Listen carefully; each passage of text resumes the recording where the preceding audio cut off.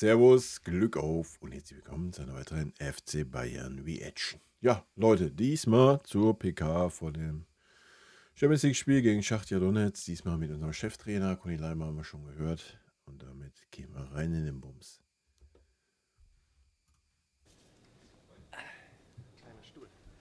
Ja, jetzt Teil 2 der Pressekonferenz mit Vincent Kompany, unserem Cheftrainer. Es geht los mit der ersten Frage bitte an den Coach, wer möchte. Felix Fischer für Sky in der Mitte, ja. Vinny, hi.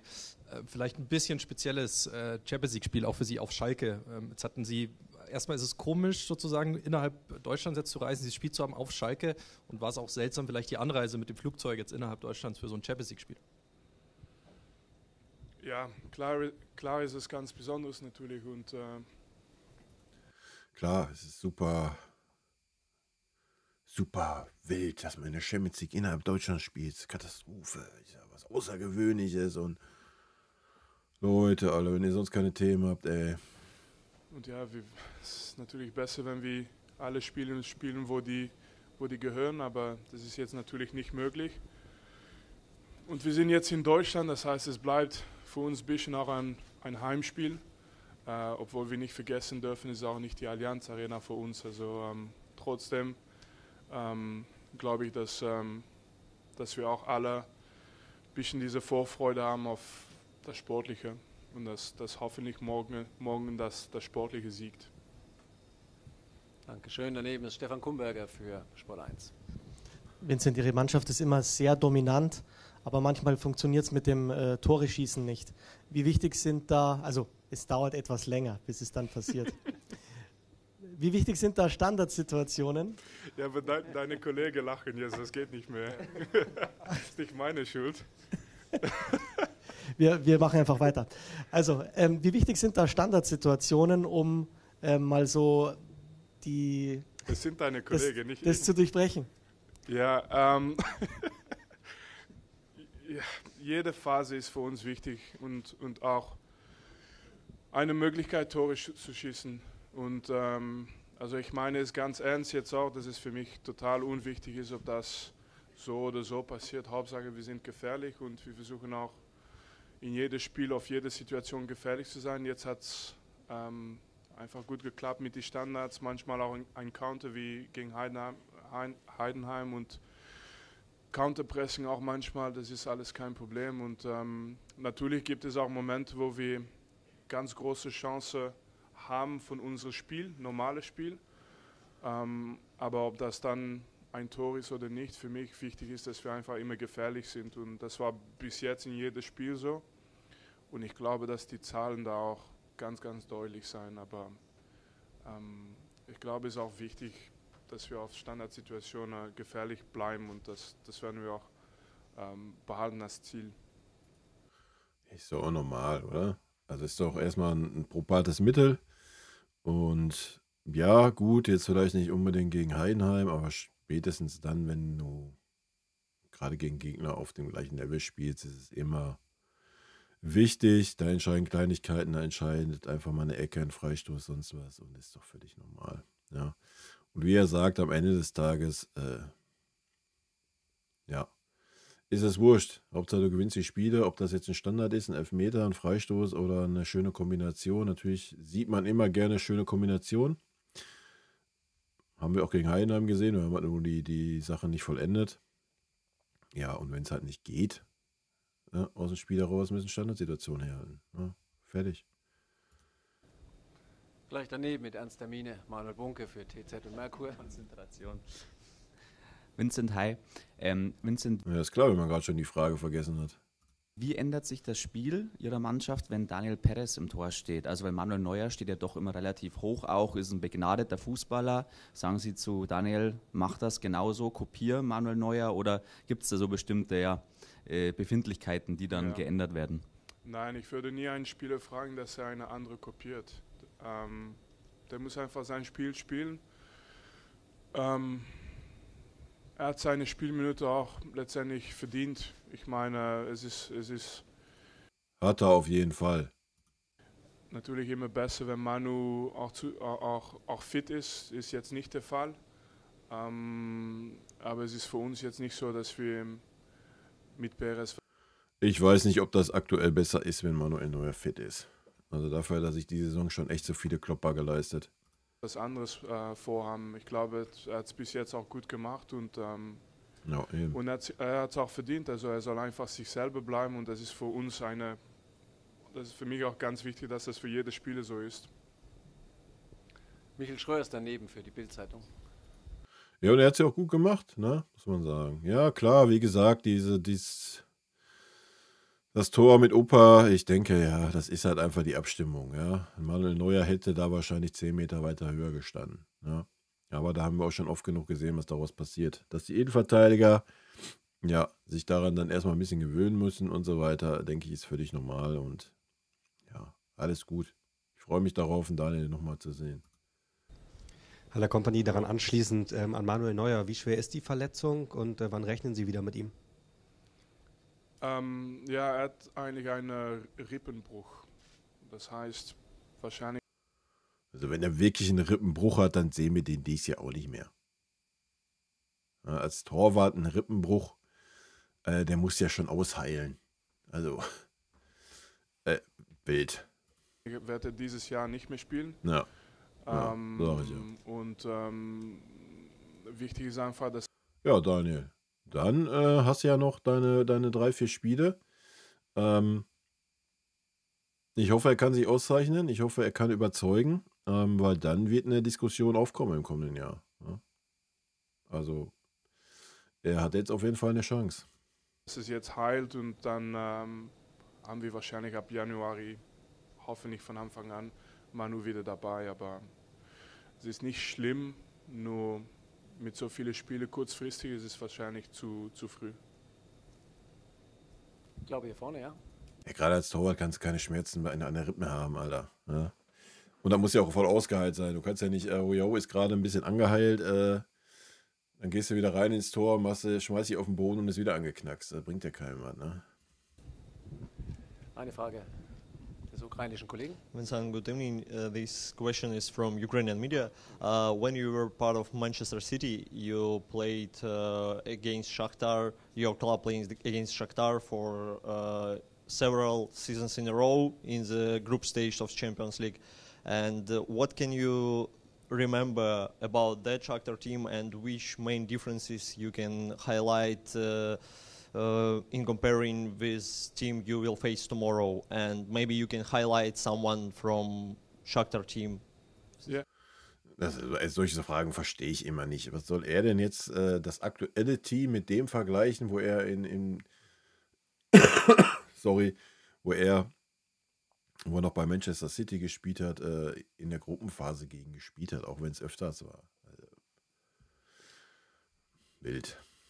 I think without necessarily highlighting the individuals, I think the things which have remained with Shakhtar, and I think it's almost, I don't know how you consider it in Ukraine, but for me it looks like it's part of the Shakhtar DNA since all these years. Shakhtar was always a team that was really dominant in possession with technical players, really focus on every phase of possession from the build-up all the way to how they finish the attack.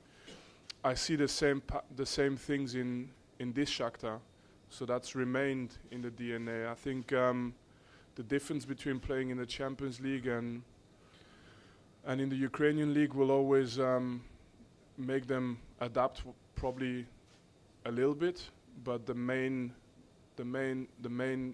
idea and DNA of Shakhtar is remained very similar despite everything, right?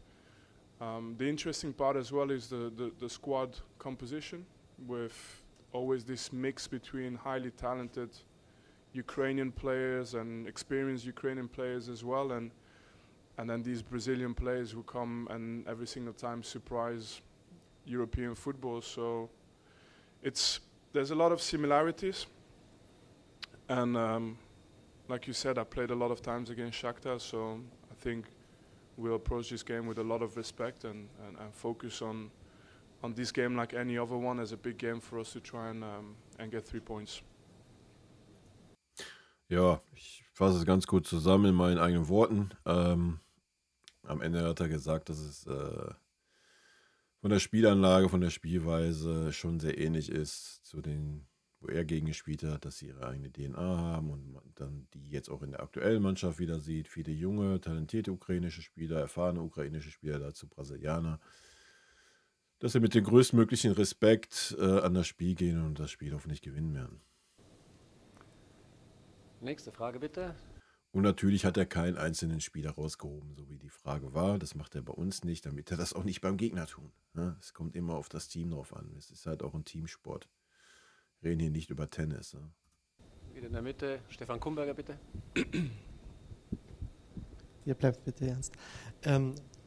Vincent Leroy Sané ist immer motiviert, betreibt sehr viel Aufwand, aber Ja, zurzeit Leroy ist fehlt so super motiviert. der letzte Kick. Das Sieht man immer, oder? Der ist so motiviert, auch gegen Heidenheim. Junge, der ist ja die ganze Zeit, ist ja durchgerannt. Ne? Ich glaube, ich habe keinen anderen Spieler gesehen, der so viel in Bewegung war vorne. Ja, mal Sarkasmus aus. Leroy Sané war der einzige Spieler, der öfter einfach mal über den Platz gegangen ist. Gegangen. dass er auch mal ein Tor macht. Sie kennen ihn sehr lange noch aus der Zeit bei Manchester City. Wie gehen Sie mit ihm um? Wie muss man ihn ansprechen, damit er wieder den Durchbruch schafft? Ja, der hat so viel Erfahrung jetzt. Also der war ganz junge Spieler, wo wir zusammen gespielt haben. Ich glaube, jetzt hat er viel Erfahrung und er weiß, er hat die Chance natürlich. Das ist Punkt Nummer 1, wenn du Tore schießen willst, also dass du die Chance bekommst. Und er hatte gegen Heidenheim bestimmt 3 ganz große Chancen. Und da musst du einfach ruhig bleiben und ich glaube, dass er selber weiß, dass du beim nächsten Mal, dass er die reinschießt. Ja, na klar schießt er die beim nächsten Mal rein. Na sicher. Zeigt er ja schon die letzten Spiele. Ja, die ganze Saison eigentlich schon. Nächstes Mal schießt er die rein. Ist ein bisschen einfacher, weil er hat diese Erfahrung natürlich und manchmal musst du ein bisschen Geduld haben, wenn du vorne bist. Und ich glaube, er hatte einen Assist oder 2 in diesem Spiel. Das heißt, es war auch nicht unproduktiv. Aber das kommt. Ja. Michael Schröer wieder, bitte. Also die Personalie Leroy Sané, wiederhole ich hier gerne nochmal zu meiner letzten Spielebewertung, hat nichts, aber auch gar nichts mit Leistungsprinzip zu tun. Nichts. 0. Da kannst du besser einen Ibrahimovic aufstellen, ja. Ja, klar, Gnabry, Coman jetzt nicht da, also wird ein Leroy spielen, aber Champions League ist ja immer was anderes. Ne? Da hat er ja immer Bock, da ist er ja heiß, da ist er motiviert, weil es ja große Bühne. Kann er sich nochmal ein bisschen zeigen für einen neuen Verein für nächstes Jahr. Dann noch auf Schalke, sein Ex-Verein, ja, gönn dir mal, oder sein Ausbildungsverein. Vielleicht sehen wir ja morgen mal einen guten Leroy Sané, ich bin gespannt. Aber die aktuellen Aufstellungen haben mit Leistungsprinzipien nichts zu tun. Gar nichts. Zuletzt haben Sie leider mit vielen Verletzungen zu kämpfen. Es waren auch sind auch viele Muskelverletzungen dabei. Planen Sie jetzt in den letzten Zügen des Jahres in Sachen Belastungssteuerung ein bisschen was anzupassen? Ja, nein, das Thema. Was willst du da anpassen? Also ein Gnabry hat, bevor er verletzt war, schon kaum gespielt. Ja? Ein King wurde auch immer geschont. Maximal 70 Minuten gespielt. Mehr kannst du nicht machen. Das sind halt einfach super anfällige Spieler, ja? Von denen man sich halt einfach endlich mal trennen muss. Ja? Dann hat man diese Probleme nicht. Punkt. Ja? Man muss einfach mal wegkommen von diesen super anfälligen, verletzungsanfälligen Spielern. Dann hast du viel, viel weniger Probleme. Also ich denke, wir haben schon eine gute Belastungssteuerung gemacht. Ja, vielleicht hätte man das eine oder andere Spiel auch mal ganz aussetzen können, aber dann hat man gesehen, dass das eine oder andere gefehlt hat. Aber die Spieler, die jetzt Muskelverletzungen haben, weiß ich nicht. Ja, das sind einfach verletzungsanfällige Spieler. Verletzungen zeigen die letzten Jahre. Ist klar, jetzt in diesem Moment haben wir viele Spiele, die ausfallen, aber letztendlich glaube ich, dass wir bis diesem Moment gut durchgekommen sind und wir haben auch eigentlich volles Vertrauen, dass wir ab 1. 2. Januar diesen Moment, dass wir auch eine ganz große Kader wieder haben. Das ist jetzt alles in dieses Moment, aber bis jetzt sind wir eigentlich gut durchgekommen und ja, ich glaube, dass wir auch in Zukunft einfach ja, dass wir durch dieses Moment kommen müssen, dass es in Zukunft auch okay sein wird. Die ukrainische Kollegin bitte, ja. Good evening. Another question from Ukrainian media. You played together with Alex Zinchenko, and recently he wrote very warm and good words about you in autobiography. And Nice. yeah, a lot of times. And the question, maybe we will see in the future some Ukrainian players in Bayern. For example, we read some rumors or information about Mikhailo Mudryk and Bayern interested for him. Like, so any comments from about this topic? To be honest, I haven't focused on this topic at all. I know Als wenn er jetzt was dazu sagt, dass der FC Bayern ein Spieler interessiert ist. there's great Ukrainian players, and you've mentioned a few now. But these things we discuss in January, we discuss in so probably in another 3 or 4 weeks, and we discuss in the summer. So I don't have a concrete answer for you on that. Dann ist Manuel Bunke nochmal an der Reihe. Vincent, noch eine kurze Nachfrage zu Manuel Neuer. Wann ist das dann passiert, also In Leverkusen-Spiel? dieser einen Moment, ja. In dem Moment, als er die rote Karte bekommen Ja. hat gegen Leverkusen. Ja, ja. Also nicht im Training oder das war jetzt nur. Nein, in diesem Moment, ja. Ich sag ja, der war komplett verwirrt. Ich sag's euch ja, der war komplett verwirrt. Weiß ich nicht, der hat einen Aussetzer im Kopf gehabt und hat sich gedacht, ach du Scheiße, wo bin ich hier, was passiert hier? Ach, da ist ein Spieler. Ja. Ja, ansonsten, wenn du bewusst da in den Zweikampf gehen würdest oder in den Mann gehen würdest, dann ist die Wahrscheinlichkeit ja geringer, weil du darauf vorbereitet bist. Also ist auch wurscht. Ja, das ist passiert und gut ist und Feierabend. Okay. Noch jemand? Das ist nicht der Fall. Dann Sehr gut. vielen Dank fürs Kommen. Wir sehen uns morgen. Alle, danke, Winnie. Ciao. Wir sehen uns morgen. Winnie, danke. Ich bin auch weg, Leute. Vielen lieben Dank. Rot-weiße Grüße gehen raus. Hoffentlich ein schönes Spiel morgen. Hoffentlich mit einem guten Ergebnis für uns. Und in diesem Sinne rot-weiße Grüße. Vielen lieben Dank für euren Support hier auf dem Kanal. Und in diesem Sinne, gute Freunde kann niemand trennen.